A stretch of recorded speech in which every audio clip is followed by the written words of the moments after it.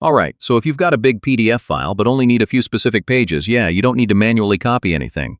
With Smallpdf, you can extract pages from a PDF in just a few clicks. So in 2026, let's go step by step and pull out exactly what you need. First, open your browser and go to the Smallpdf website. You'll see all the PDF tools in one place. Now click on Split PDF. This tool also lets you extract specific pages from a document. Next, upload your PDF file. You can drag and drop it or choose it from your device. Now select the option to extract pages. This allows you to pull out only the pages you want. Click on the pages you need. You can select individual pages or arrange like page 2 to 5. Once selected, confirm and start the extraction process. Smallpdf will separate those pages into a new file. Now download your new PDF file. It will only contain the pages you selected. Open the file and check everything. Make sure only the correct pages were included, so yeah. That's how to extract pages from a PDF using Smallpdf in 2026. Fast, simple, and perfect when you only need part of a document.